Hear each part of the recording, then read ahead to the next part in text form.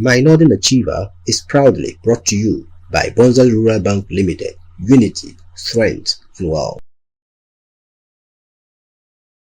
Join me, Abdul-Jalil Naabeli, the son of Musa Kumo, as my guests and I thrill you to life-changing stories. Hello, good evening, wonderful viewers out there. It's another Friday and it's my Northern Achiever on Sagani TV with me, Abdul-Jalil Naabeli. I am the son of Musa Kumo. Every Friday night is always a delight to come your way with the show. And like always, today I have again with me another great personality, a Northern personality who have really tried. He's actually on the low key, but he's done a lot. He has achieved a lot for himself, for the North, and he's an inspiration. And so anyone who is not yet close to their TV sets, let them know that I have an inspirational speaker today with me, so they should get closer to their TV sets. We are proudly sponsored by Bonza Rural Bank Limited, the bank that have you in mind. Go to Bonza Rural Bank, open an account, do business with them, and you would forever be grateful that I told you to do so. I'll go for a very quick commercial break. I'm back shortly after I introduce my guest and we start the show for today. We'll be back shortly.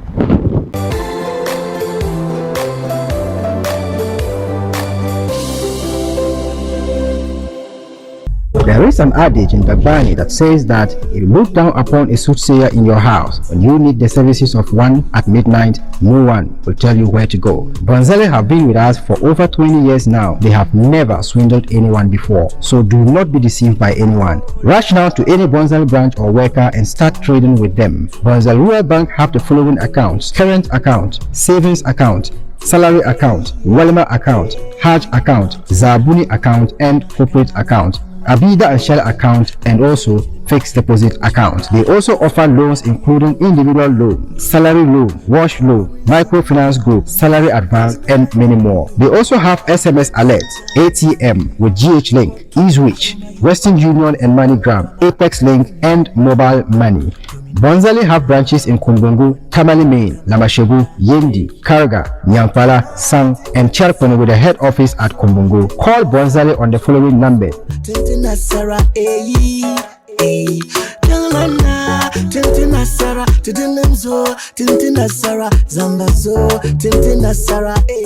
My Northern Achiever is proudly brought to you by Bonza Rural Bank Limited, Unity, Strength, and Wow. Thank you so very much for staying with me on my Northern Achiever on Sagani TV. Today is going to be interesting because I have a personality who actually is not in the limelight. He's always been on the quiet, and somehow through Dr.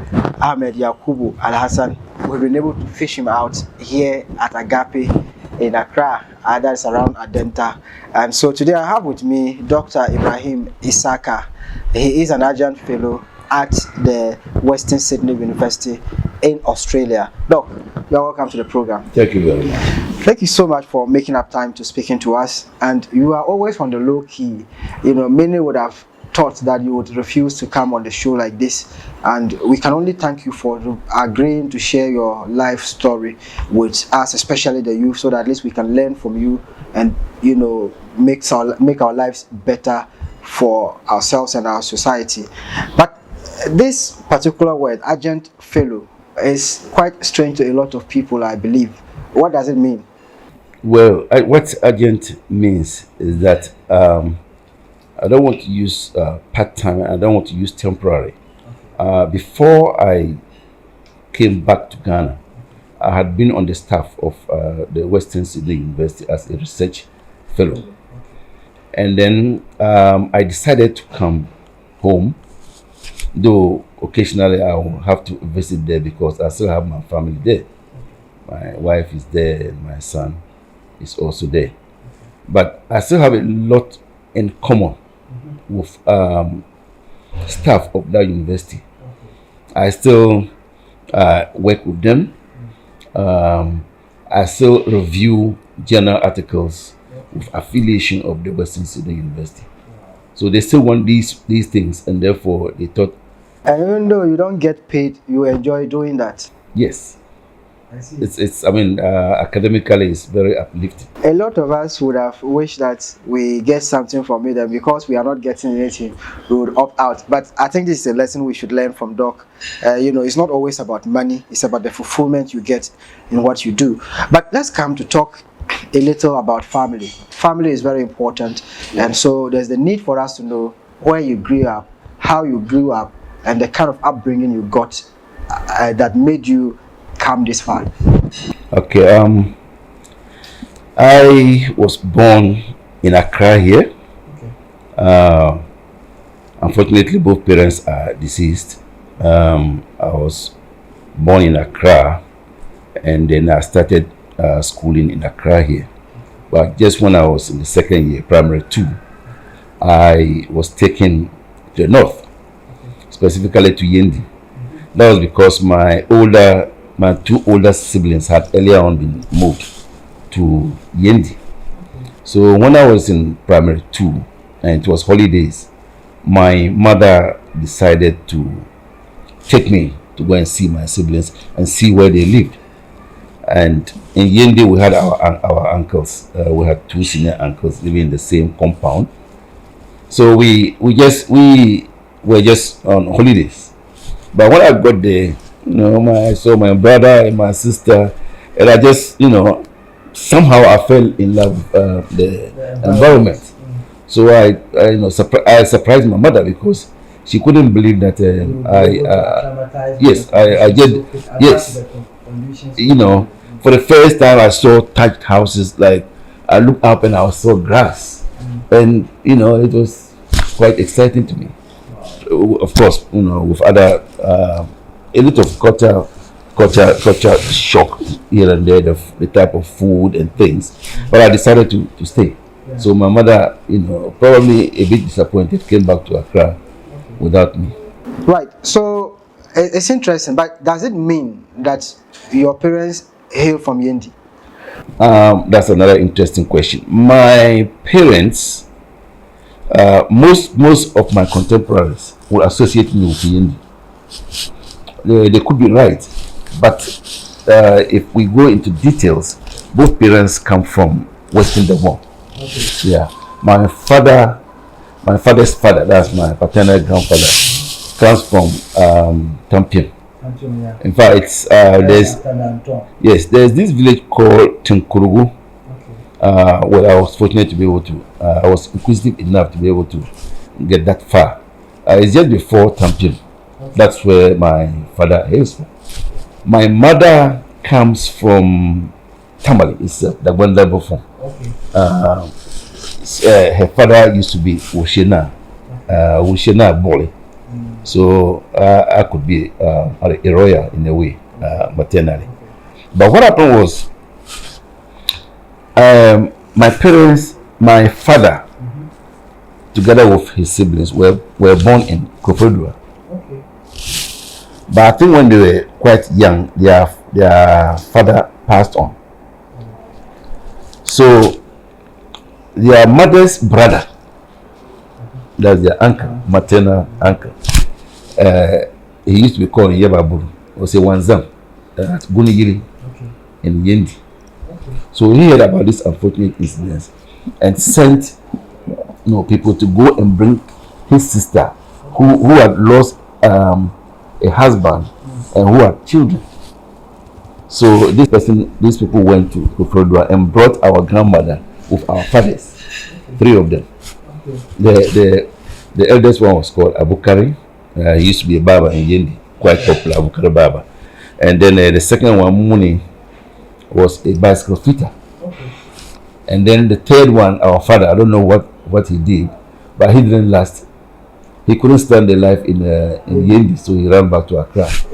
Probably that's how we became born. You were born here in Accra. Yes. So we virtually grew up in Yendi, and everybody associated me with Yendi. Yeah. But originally, both father and mother come from the West. Wow, this is interesting and intriguing, And before, I have a friend on Facebook who is following me very much, and he was complaining the other time that I always bring Yendi people on my show, and he was asking why. I hardly really know that. Yendi is a great place. It is. And so a lot of people who are great from the north would have one thing or the other to do with Yendi. And so it is not, something that I do deliberately. I didn't even know Doc has any roots from in Yendi, or if you ever grew up in Yendi. Yes. And so for whoever is watching, if you think that I am doing it selectively, it is just that Yendi is a great place, and so sometimes it's just coincidence. But now let's come to talk about how you started your schooling. You started here in Accra, and by primary 2 you were moved to Yendi. Yes. And then what happened? Yeah, so I got to Yendi and it was reopening, and then I had to follow my older siblings, my brother and my sister. My sister is currently residing in Yendi. She's a retired midwife. My brother unfortunately passed on just last January. He used to be in the Air Force. He was a W. So I followed them to school. They were in Balago Primary. So everything started from Balago Primary. Okay. Wow. And then from Balago Primary you went to, is it Balago Middle School then? Yes. It's if you know the geography of Yendi, the Balago Primary is just very close to Balago Middle. Yes. Yes. So naturally from Balago Primary. That's very it's just about 300 meters away from my own house. Okay. Where I stay now. I see. Yes. All right. That's interesting. Yeah. So from Balago Primary, I moved to Balago Middle. Okay. Yes. Wow. And which year was that? Oh, you want to know the years? Yes. Like middle school, for instance. Yeah, middle school, 1967. Wow. That's a long. I hate mentioning this because the years make us look old. The older ones are gonna get old. But it just has to be. But you are doing well. A lot of you. Sometimes I see you and I think that I would be imagining that maybe you are just 51, 52. Then later on I get to know you are a retiree. Yes. I get to know that yes. Then it means that you have been doing a lot of work to kind of keep yourself in good shape. But from middle school, where did you proceed to? Well, at that time there used to be this common entrance that you had to sit if you wanted to go to secondary school. Okay. Mostly those in middle school Form 1 didn't qualify. Okay. But so Form 1 it was they follow. Then in Form 2 I sat for the common entrance exam, and then fortunately I was successful. And that brought me to Ghana College. That is Ghana School. Ghana School. Another great man. Yes. You are a big man. You are a big man. I always tell them, and I'll keep telling them, Ghana School is just the school to be. Yes. This is another coincidence. A lot of the time, I bring a lot of people, and at the end of the day, I learn that they are Ghanaians. Yes. And it feels so fulfilling to know that I went to a school that is a real school. But what did you read in Ghana School? What subject did you read? Like, did you have then? We have general arts, general science, business, those kind of courses. Did you also have that those days? Yes, those days, and I wish our system could revert to that. When you came to Form 1, you had to be exposed to all the subjects. Okay. You do the usual English, mathematics, history, geography, English language, English literature. Yes, you just do all those things for Form 1, Form 2, and Form 3. Now, during the third term of Form 3, that's where we used to choose our subjects. You now know where your specialty lies. Lies. So they give you special forms, and you now have to indicate which area you want to go into. So we had pure science, we had agric science, we have arts, and then we had business. The pure science, we did among other things physics, chemistry, biology, additional mathematics. I think that's why they now call it elective maths.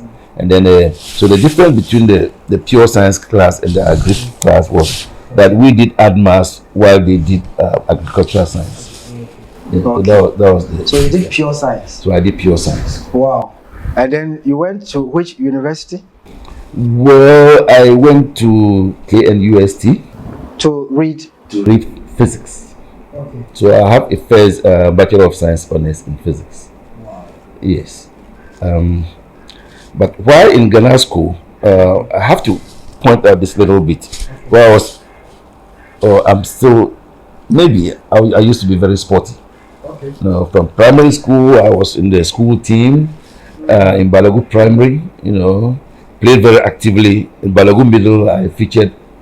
What athletics did you do? Was it was mainly soccer at that level in middle school. It wasn't much, though we did a bit of long jump. I was too little to. So what position were you playing? Well, I played. I'm left-footed. Okay. So I Left wing, right winger. left winger. Those days we used to call number 11. Of course, I featured again, and I'm in the midfield. Anything to do with the midfield and then the attack to the left. Midfield. Yes. To striker, Yes. winger. That's right. Wow. So I did that, quite successfully in middle school, and I took it on to Ghana school. Wow. So I right from the word go, from Form 1 up to upper 6, I played very active soccer. In fact, when I was in Form 4, that time there was this team in town called Northern United. So probably because of the skills and because our headmaster was very interested in sports, the late BFC, may he rest in peace. Yes. He was able to tap some of us from the school, and then we always went to train with Northern United and played actively for Northern United. I'm just trying to bring this to show that though I had the skills in sports, I also didn't take my academic work, lightly at all.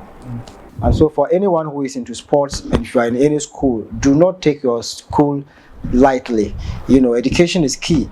And so probably if sport hadn't worked for him and he hadn't been serious with education, what would have been of him today? And so we must always take everything that we do seriously, especially when it comes to our education. But you were in Yendi and you were in the junior high school, then you came to Tamale for schooling. How did you cope, now being in the sporting arena, and then you had to now stay back and play in RTU and all that? Were you now staying all by yourself in Tamale, or you were going to Yendi and coming? Yeah, that's interesting. Like while in Yendi, we were always privileged to visit our parents in Accra here. Okay. Yeah, so whenever it was holidays, people, our sympathizers would arrange and get us transport. How many days did it take you then to get to Accra? Sometimes it took us as long as 7 days. Mashallah. Because they used to put us in these trucks. Yes. A truck loaded with yams. Yeah. With just one wooden seat left at the back. So then we just packed in there, and then we set off. Especially if we got to Tamale, we had two options: either to travel through Yendi or through Kintampo. Yeah. The Kintampo road was terrible at the time. It was not tarred, and the potholes were just, unbelievable. So the other option was to go through Makango. Yes. Yes. And you take the ferry. Yes. And these trucks at that time, no truck could pass Salaga after 6 p.m. Wow. So there will be a long queue in Salaga in the evening. Yeah. And then you pass the night. Then in the morning, the gate is open. Then you're going to be on. Even a tractor cannot be overtaken because you are going to be in another queue in Makango. So that's where we always had a problem, because you go and queue in Makango, and then you drop and you start counting the tracks to the beginning, and sometimes you just know that you're there for trouble. We've spent as many as 5 days in Makango before on our way to Accra. This is bad. Yes, so you used to visit Accra once, and yes, most holidays, we came here in Accra to visit our parents, and then back to Yendi to continue the education. So we didn't lose much contact with our parents. Now, when I passed the common entrance and came to Tamale, it wasn't so strange because I still had the family house in the Banda before. Though I seldom visited there, but I was very quick in making friends, especially as I I started to play soccer. And those days, it was interesting because, like, we used to have a league of northern and upper regions combined, and it used to be on away and home basis. Navasco will come and play, and then we also. It was inter-schools kind of thing. Yes, but in the league form, because. Wow. Yes. We will come to talk about this and more after this commercial break. It's getting interesting, but I need to. My producers are signaling me for a quick commercial break. We go for that. We come back. We continue with the leagues that they used to play and how interesting it was in Tamale and in the North as a whole. We are proudly sponsored by Bonza Rural Bank Limited. Do open an account with them. If you already have one, please do business with Bonza Rural Bank. They have ATM. They have every account that you need. In fact, there is this kiddie account they have that they call Abida and Shelley account. You can open an account for your child every month, whatever it is that we can put in there. Or is it 50 Ghana cedis, 100 Ghana cedis for your child? By the time the child gets to 10 years, what you would have there, you will not believe it. And so go and do business with Bonza Rural Bank and you will be glad you do. We go for a quick breather. We'll be back shortly.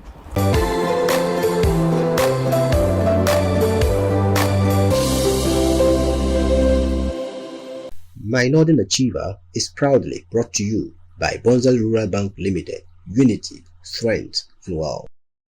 I am most grateful for you being, loyal to my Northern Achiever on Sagani TV. I am Abdul-Jalil, the son of Musa Kumo. It's always a delight to have you with me because you are the one who makes the program what it is. And today I am with Dr. Ibrahim Issaka Abukari. He is an adjunct fellow with the Western Sydney University in Australia, and we're talking about your football, life and how you were having some leagues with senior high secondary schools then. So how was it organized? Yeah, I think it's probably from the regional offices of education, whatever they used to call them. Yes, and as I said, like we used to have the junior side and the senior side. So if we travel to Navasco, the juniors, like, you arrive on Saturday, Friday evening, and then in the morning the juniors will play their match.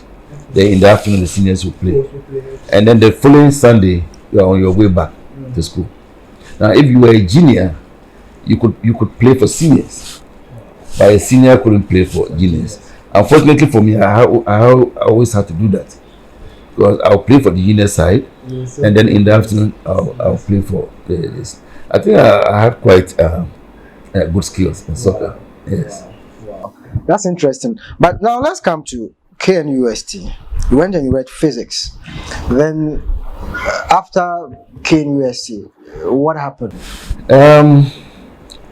You see, those days when you were in upper six, your dream was to go and do medicine or engineering and things like that. Pure science. Yes, and then people dreaded we used to call it single subjects or raw subjects. Oh, he's doing raw physics, that kind of thing. But that's where everything starts. With the sciences. If I come back a bit, like the science, I think should be taken more seriously than it is being taken now.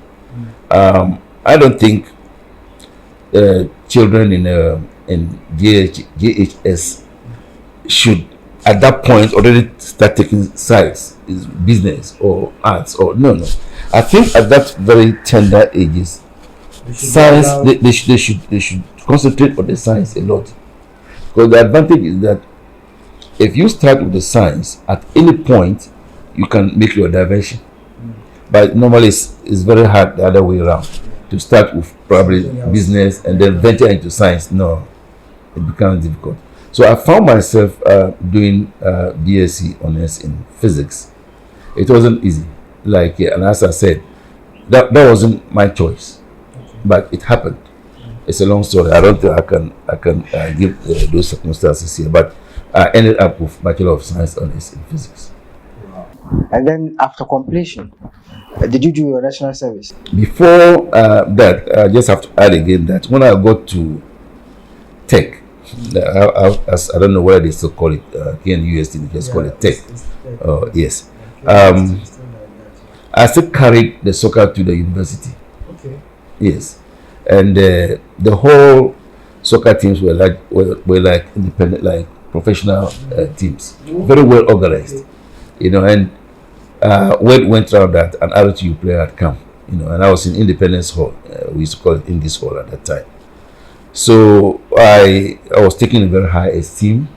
You know, those days, first years we would lie on cotton mattresses, seniors would be on foam mattresses, but I was given, you know, a full mattress, and I had a single room, and you know, and I played very actively to the extent that I was even coopted into the university team.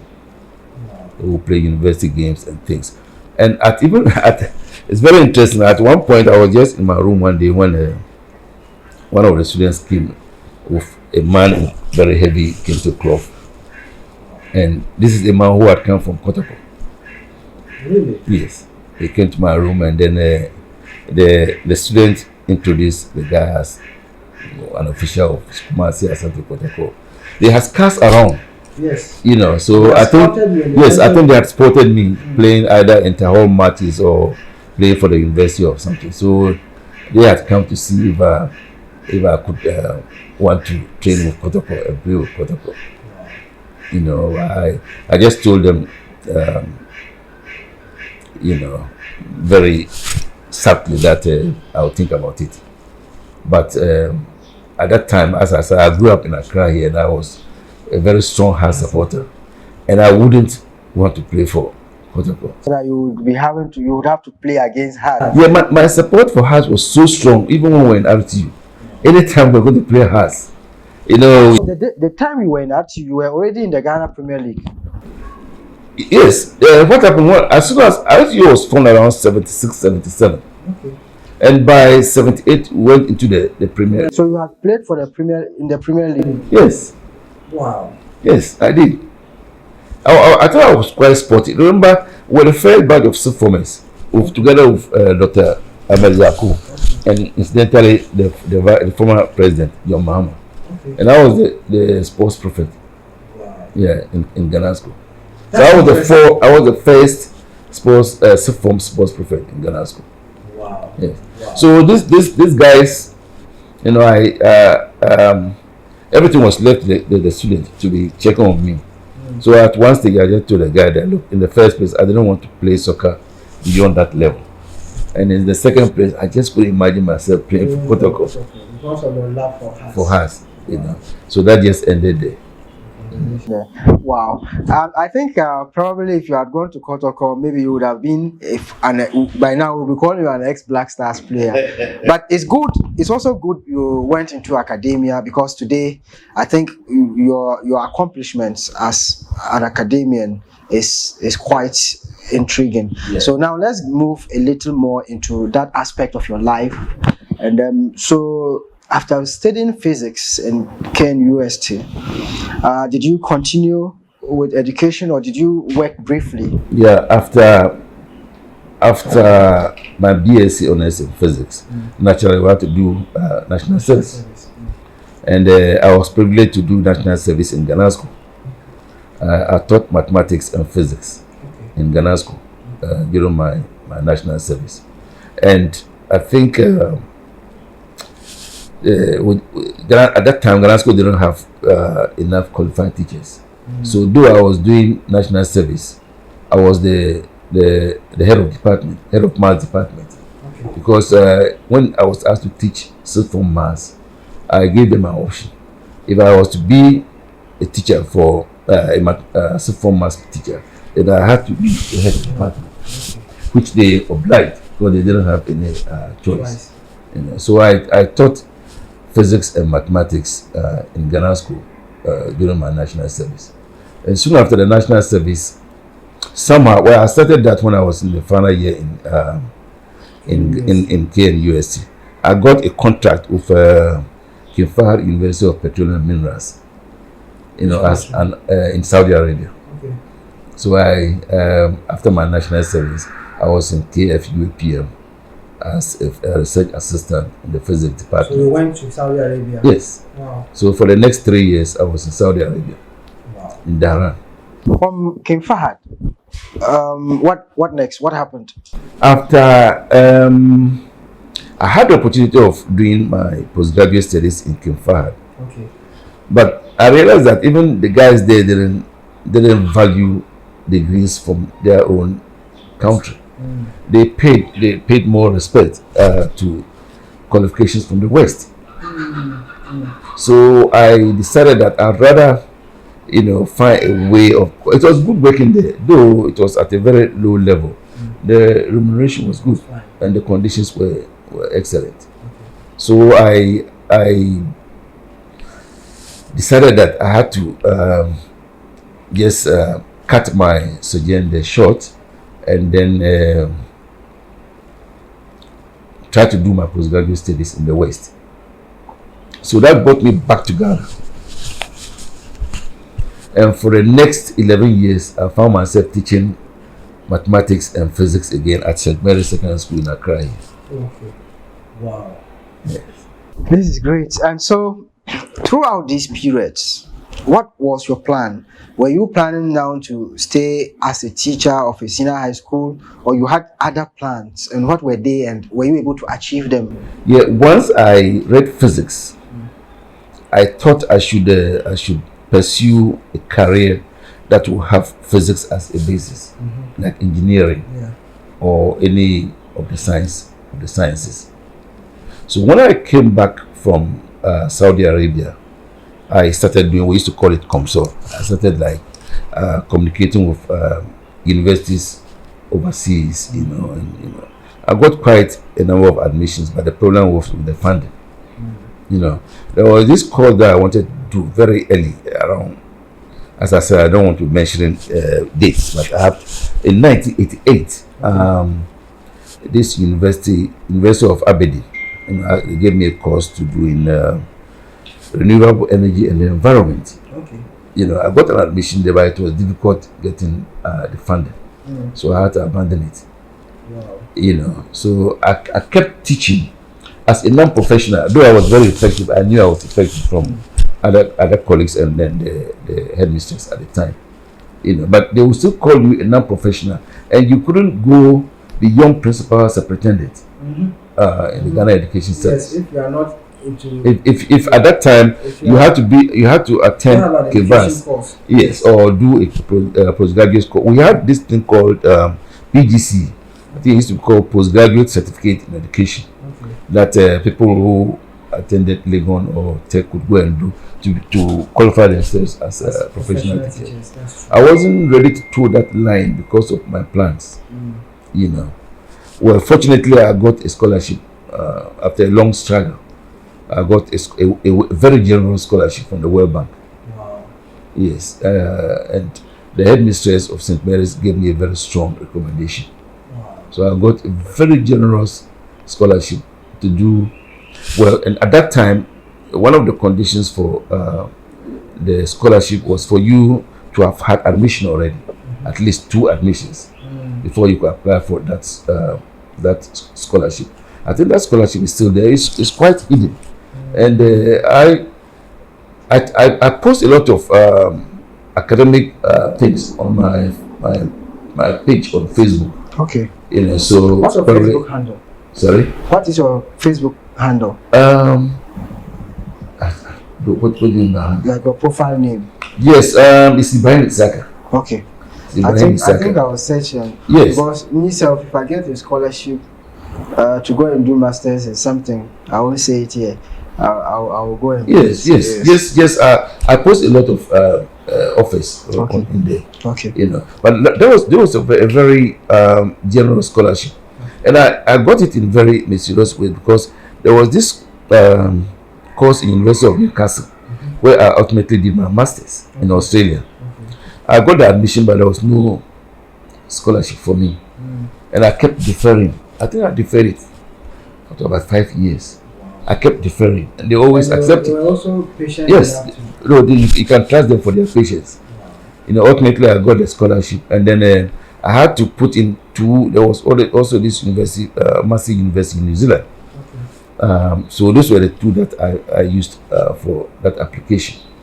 So one day I was just there when I got an express mail from the World Bank.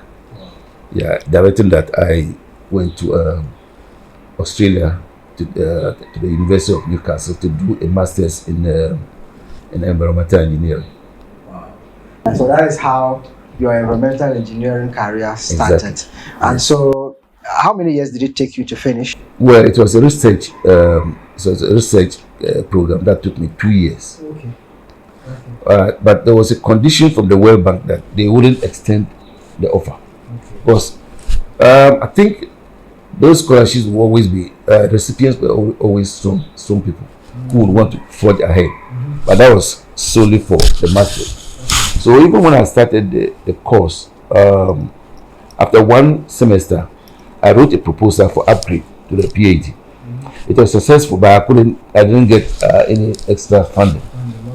I made efforts to do that, to get that. I couldn't get that, so I just had to take my time, write my thesis, and obtain my master's in engineering. So, from after the master's, did you return back to Ghana, or you stayed back? Well, unfortunately, I didn't, which was very bad of me, because one condition for that scholarship was to return home. Okay. You know, I didn't, and sometimes I feel a bit guilty about that. Yeah. But fair enough, at least probably, even though you stayed behind, you've been useful in a lot of ways, because I believe your staying behind was for a purpose. Yes. What was it about? I just thought I should go a step further to obtain the PhD, but in which field I wasn't sure of at the time. Because I did environmental engineering. My thesis was on groundwater recharge studies. You know, you deal with aquifers, you know, groundwater exploration and things like that. So, and then, of course, environmental engineering or environmental science would entail water pollution, air pollution, and things like that. These key VIPs and all this coming inside, you know, designing of toilets and things like that. So, then my interest in environmental health started to grow, you know, and this is where I suddenly found myself in public health.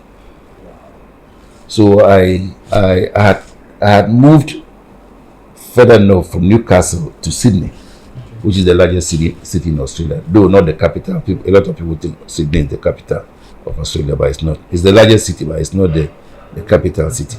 Yeah. So I moved to Sydney, but before I moved to Sydney, after my masters, I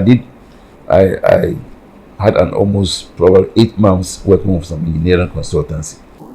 And all this while you were just acquiring work permits and residence permits? Well, I think it was quite an extensive one. Yeah. So I never stayed as an illegal. No, I wouldn't. If I would have run home if it got to that stage. Yes. So I applied. All that while I started, you know, doing the paperwork to get to change my visa status from student visa to permanent residence. You know, and I did that using not my master's, which I obtained in Australia, but my bachelor's, which I obtained from Ghana. Yeah. So at a certain point, I got my permanent residence, and therefore that qualified me to have, you know, further studies without having to pay fees and things. And so you did your PhD? So I applied to do public health, PhD in public health at the Western Sydney University, also in Australia. And then when you finished, you stayed there? So when I finished, I was immediately employed, first at the School of Science and Health. In the same university? Yes, at the same university. So how long have you worked there at Western Sydney University? Worked at Western Sydney University for about 6 years. And then you moved to? Like I was into research, public health, international public health, so to speak. And I did a lot of work on maternal and child nutrition, you know, and somebody who started with physics. Now dealing with sometimes you go for a conference and they are talking about pregnant women and neonates and, you know, children, 5-year-olds and things like that, you know. So I've got a bit of publication, probably at the moment about 25, 30 papers written, yeah, in renowned international journals, you know, and then so people who may be interested in such activities could contact me privately for more. Wow. We are having a very great conversation here with Dr. Ibrahim Issaka, you know, an adjunct fellow at the Western Sydney University. And Dr. Yakubu told me something confidentially. He said they had to slaughter fowls and pour libation before they could bring you back to Ghana. We'll come back from this commercial break and talk a little more about that particular aspect of dog's life. Don't go away, we'll be back shortly. I be to money. Kay borna da shillere ka kudi vidahan shele. Bank shell and to chanto yoga accounts in Bonzale Rural Bank Limited. Bozokan yelala. Bonzal konko male songsam den gaham and to zanta ka da shiller ka kudi vi. Pilogo dinan karenyala adire la yuare Bonzal Rural Bank. Gwalkiya ka kanata dega ayuare enchang. Tazahami biahumana bisham sashel tenjion karatabuto kubukata shel ambora timala shel katabon salary advance anto kana antidig gol shel dimbia pune yore bonzel konkome interle soka shel polo denterle to bona lami salary advance yaha salary advance won nyanga dinin karanyala adir la yorti sane imma yil kayan mi loro kayan da haji kayan can be bo kayan nan bukata shel kamsa an yanku ka lashel an gbab anune karba galsi ka lashel an mal ada kan sun pune karba yalala ayan kana min ka tata songa to bona la loan to me mala personal loan kamal commercial loan la personal loan ngomi nimvo shab bandere yorta sane tumtum de bandere be yorta sane ban ka tata la personal loan ngoma commercial loan mi anto butum de tumata sane amakale nye dabia kamal current account be savings account nyalagba ka gbaza dabile ma yitu ko ngbolege ka yezon kan te bonza nam yula adashile ma nyala ben shashal de nyanler domi to yula ma nyala bonza ko divi amiyen tiyen ta lonu ngoma ayen zan la application letter na ka ta form ka fiye la form ma di ko yenre yuye yaza personal loan ma di yenre yuye yaza dabayi zan chan daba tango dale anyala nimvoso larma ne npi anune kazan chante zanku abukata ya demi nan karnyala agbaza nyala nimvoso wonnam da be dabilan pune imma shi to aka mal buka malur nam ka kwara dabil go kampune ka yibe ka lasha de be bank man ma karaba gas de na tota a supplies ma nimvoso bantra ne mana ka yor la retraba be a ka anya nimvoso won chan Dubai be a chala umra be tin kan ka chan Lagos ka chan ka larma ba galse de mala overdraft facility ayan kaname mana dinan karanya million cops nu 50,000 be ada accounts ma pune ayan chama kata bang amma million cops nu nda accounts ma pune be toto pongo pune ama million tole 100,000 kan bon zan chan to buy ngo tanya bayan ta overdraft ma ka chan antida da gushel an bor mana be agus ma be a products ma zaha nzangna ntoko hay kanye amfana de pune kana ntiyo nzante bonzala kawula kara gbaza mi ningda ayen sabla gbangna enye ambor sham ayen wele chiri shanga mbongo kata dege kate ka afile forma kata zanzan pa nzan song kata lagrama ay kuna ako en yorla lagrama ananda ada kamson kanson la sashi kamza hama la ka yen sona ka overdraft soma kara gbaza mi yera ama dontonon ka abe dabilon karla pune ka lashel amal ma gba karbore te bon top up abor la manga na zampana adabil ma tunto ta loan te bon commercial loan dan pa overdraft ma commercial loan ma bila de konko kache overdraft ma la commercial loan ma gba zami dabil niveau sa bambe business karapune ka tito terlala loan ngoma anto dele 1 billion all cities be 100,000 be million tole ti yambole dagban jozo ay bora ka wumni yerango nyang pama manga bonzela yama zoya anto cham branch kamza ha antazang afabla nzante manajama. My Northern Achiever is proudly brought to you by Bonzal Rural Bank Limited, Unity, strength, and wealth. We're having a great conversation here with Dr. Ibrahim Issaka, an adjunct fellow at the Western Sydney University in Australia. He's in Ghana. He's operating from Ghana here. This is a globalized world. Technology is everywhere, so he does every work here in Ghana, but he's still with the university in Australia. He earns nothing from this job, but he enjoys doing it. And so it's always about the fulfillment that you get. It's not about the money. So I think we should be learning from this. Now, Dr. Yakubu said they had to pour libation to bring you back to Ghana. Is it that you were now becoming more inclined with Australia? No, I think Dr. Yakubu was you were just kidding. Sure. Yes, Sure. I spent, when I went to do my master's, I think for the first 6 years or so, I was without my family. But at the time I was leaving for Australia, my wife had just given birth, and the baby was just 3 months old. Wow. Yes, and this was around 6 years. yes, before because I had to acquire the necessary documentation. Yeah. So ultimately the family joined me in Sydney, and then of course I couldn't move at the time because they had just come. You know, my wife used to be a school teacher, but she had to retrain as a nurse. Okay. The boy, At Sydney.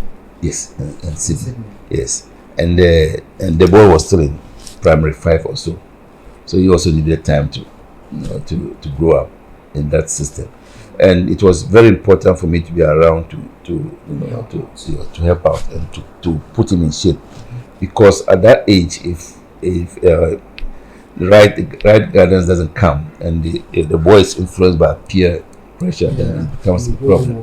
Yes. So well, they're still there, and I'm here now.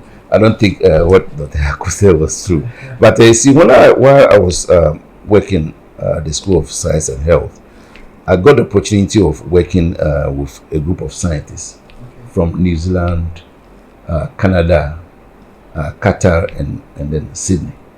The project was on Qatar Food Security Project. Before you move on, how do you get these link-ups, these connections, working with people in the international community, trying to work here, there? Like, how does it happen for you? Is it through some other people, or you just scout them yourself? Yes, it's just the networking.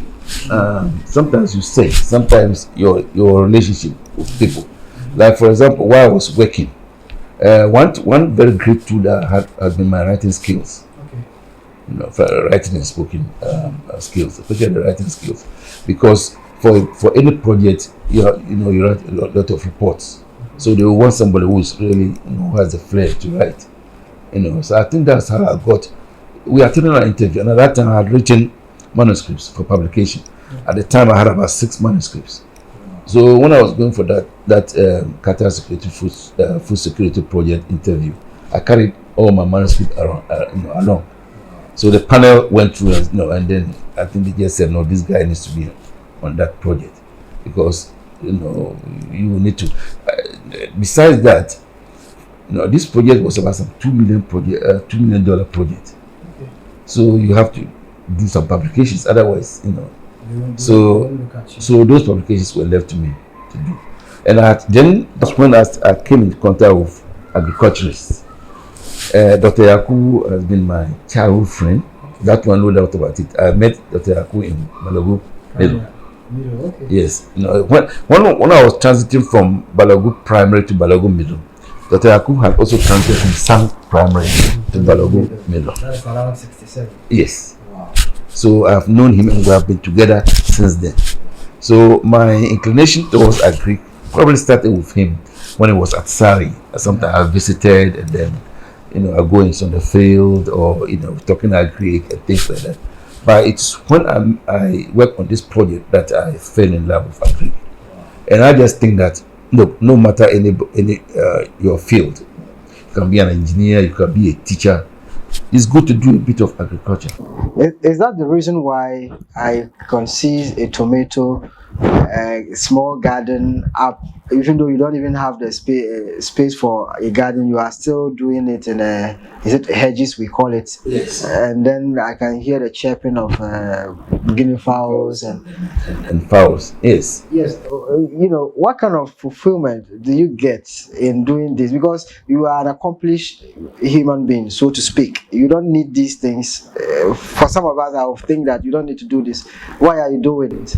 It's just for the interest of it, and of course, it also helps because for a long time, I in my freezer I always have guinea fowls frozen in the freezer, and then we just eat them. And then no, you don't have to go and buy. If you're going to buy, it's going to be something different, like mutton or beef. But if it's guinea fowl or fowl, you know, just slaughter them. Sometimes a cock crows in the afternoon. And I said, no, Bella, no, and then they chase it and slaughter it. Wow. You know, but I think my interest grew, and especially vegetable cultivation. I think youngsters can take that up. And we make a mistake. Yes, just because you did BSc in electrical engineering, must be an electrical engineer. We have people who have PhDs in subjects that they are not related when it comes to career. You know, I've been in contact with people, engineers who just own rubbish collecting companies. He's still an accomplished engineer. He does everything, but that's not where he earns his living. So I think we need to be a bit flexible, and you know, somebody doing engineering just thinks that he's just focused. I must come and wait for somebody. No, that aspect we always get it wrong. As we are creeping towards the end of the interview, I'd like to know some of the principles that you have taken up as an individual that has pushed you this far. Yes, I've always said this to people. Like, we were born in Accra, and we grew under probably, you know, privileged conditions. Then all of a sudden, we know, I found myself in Yendi, you know, in a thatched roof, mud room without a door. I remember we had some 2 poles, and we had this Zana mat that, you know, the door. Okay, the door. Yeah, the door. The antenna is okay, but these were that served as the door, like you know, like and this. You know, and if it was very stormy, then you were in trouble because the rain would penetrate the Zana mat and get to you. And then we, you know, like in the night, you needed a source of light. This I don't know whether you know it. They used to call it atanimbiao. Yes. Yes. It's like the local candle. Yes. So and then this blacksmiths, you know, molded it. It was rectangular with a piece of rag that they pulled, you know, lengthwise. And it was very smoky. Oh God, that's it. So most of the thatched, the ceiling looked very dark because of the soot coming from these things. You know, it was our uncles who used the frulla that you are talking about. You know, at that level, no, you wouldn't have. By the time we grew up, you know, frulla was more, but I saw at Anambia a little, but you know. So look, I think I was very humble. I'm always forced to use the plural because of my siblings. We grew up together. We're very humble and respectful. Okay. You know, and we stood the test of time. Like, it wasn't easy. One uncle had 3 wives, the other had 4 wives. You know, and so we had several mothers there. You know, and the food wasn't as palatable as it was. Yes, but I remember at one stage I had to run to my auntie who was married to one Isifu Chichire, Yiri, you know, yes, across the road towards the market, because I visited her once, and then I looked at the food there was more tasty than what we had at Kumlan Fong, where I grew up, you know. But I can't still remember, you know, a time that I would say I was like upset with my uncle. I'm saying this because it has become a norm. Like my nephew or my niece would decide that he's Like, He's angry with the yes, uncle. yes, that we are not in good terms. No, but Because I want this and he hasn't given it to me. no, we didn't know that, and I think it's something that the youngsters should learn to do. Under no circumstance should you pick a quarrel with your elderly. No. In fact, it is even these days, especially with the young girls, even the mother. That's not a good thing. I don't know how this thing is going to probably with discussions like this might help, but it's something that once we were able to overcome that, like respect the elders. Yes. Just take, whether it was bitter or sour or sweet, you just took it and went along. All those things are part of training, and it builds you up and makes you a stronger person for the future. So my advice is that, look, a child should never be upset with the elder. No, that I don't think that's a good thing to do. Wow. And now I would like to, before we conclude on this session, know the number of wives you have and children. No, I just have one wife. That's good. And what it's interesting, I got my wife from Glasgow. Okay. The headmaster at that time was Alhaji B.F. Seni. Okay. And then he had his nieces, some of his nieces and sisters of her. So I think I was that daring to be able to to penetrate the headmasters, and came out with a wife. So I have one wife. I don't hope to have any more. And then biologically, I have just one son, though I've brought up a number of children who are now married, having children and things like that. And they always try to call me their father, but biologically I just have one son. It's been wonderful. We've been having a very good, wonderful conversation with you, and I cannot thank you enough for making that. I believe that a lot of us, especially the younger ones, have learned a lot from you. But before we finally take leave of you, what would be your final words to everybody watching you right about now? The first thing that I have to hit on would be respect. Respect is very important. You need to look, if you are high up, respect the ones below you. If you are growing up, respect the ones above you. So respect is very important. And then hard work, and then prayer, and then play. So I would advise that as we all aim at going higher, we should always work hard, we should pray hard, and we should play hard. Thank you so very much, Dr. Ibrahim Issaka Abukari, for making up time with us today on My Northern Achiever.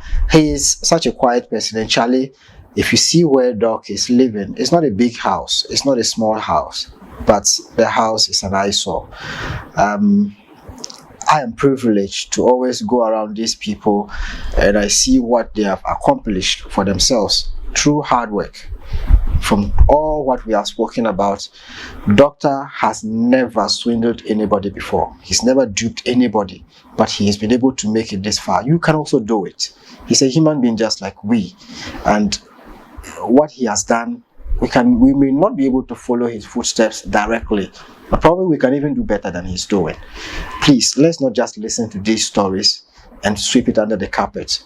Let's draw some conclusions for ourselves.